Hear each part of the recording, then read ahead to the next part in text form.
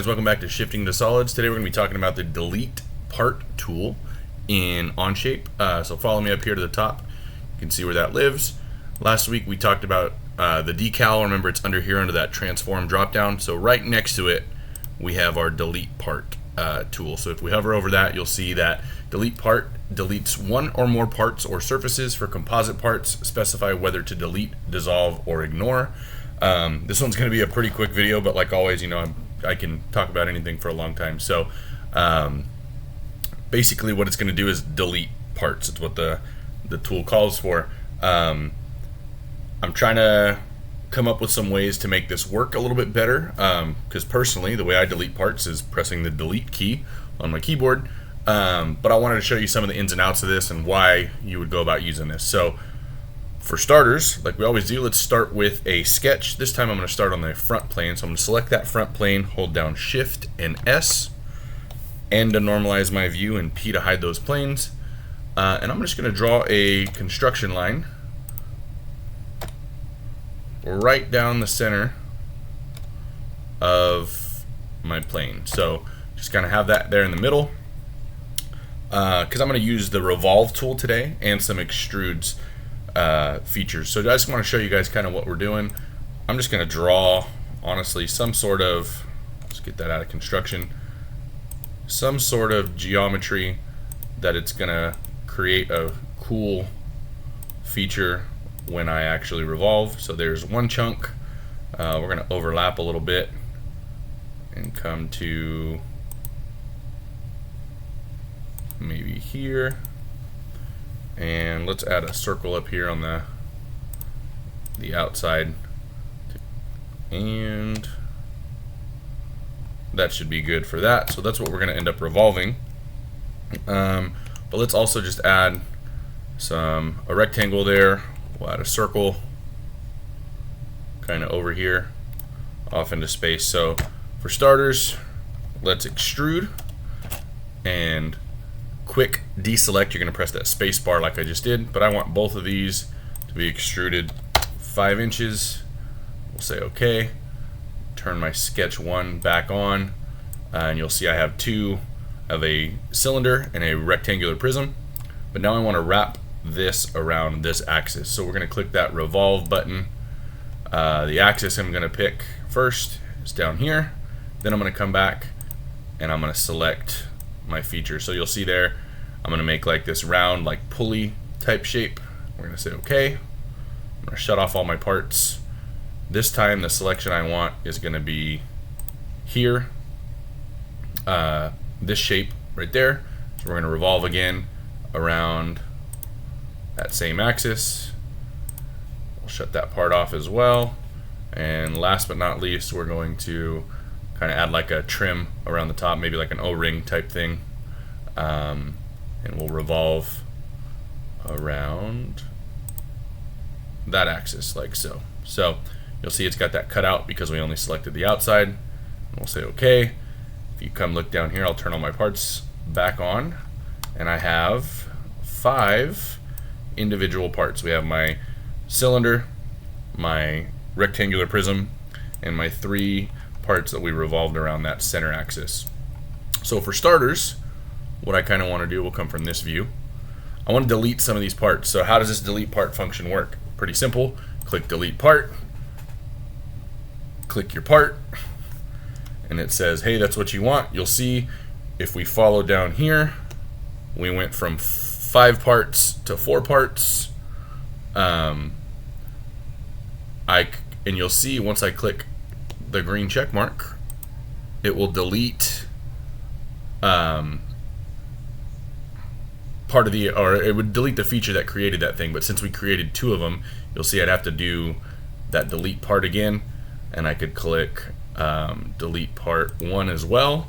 And if you follow me over here right under sketch 1, if you take a look, that extrude still exists, but now the delete part has taken that away. So I've noticed sometimes when I use the revolve feature, if I delete a revolved part using that delete part, it'll delete that revolve from the timeline.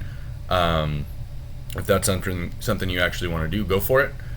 But what I usually do, and maybe, and this is I'm trying to wrap my head around why somebody would want to use the delete part feature in my mind, but I guess if you want to see that something was deleted, maybe you're working on this with somebody else, and you want to see, hey, when did that happen?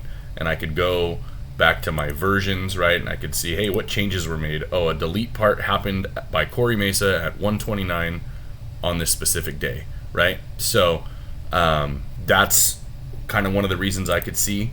But really, for me, if I want to delete a part, so we'll undo, I would click that button and press delete on my keyboard, and you'll see it doesn't like that because I had that part selected. But if we didn't have the delete part feature, let's get that out of there. Let's bring those other parts back. Let's make some new ones. That was make them an inch. We'll do them separate. So let's extrude that. There we go. If I deleted this part, not the sketch, there we go.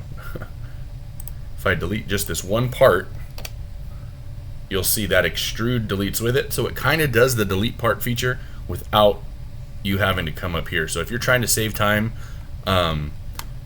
maybe for the speedrun competition or whatever you're doing, honestly, I feel like deleting part of the sketch is probably the easiest way to do it, but that's just me.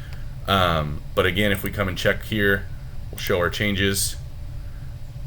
You'll see delete extrude 1 happened because I deleted that 3D model that was extruded. So it doesn't say delete part, but it'll say delete extrude if you only use that delete key. So why would I want to use this delete part feature? I was looking at some of these and seeing you have all these drop down: delete composite parts, dissolve composite parts, ignore composite parts. Okay.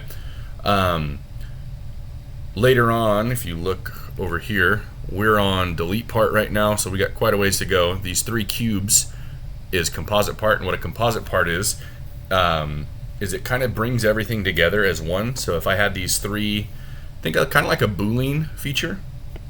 If I had these 3 parts, I could have it selected as a composite part and delete the whole thing, or move the whole thing, or scale the whole thing, or whatever on the part, instead of having to go in 3 times or 4 times or however many actual parts you have. So if I wanted to delete that whole composite part, I could. If I wanted to dissolve those composite parts, so let me make this composite part really quick.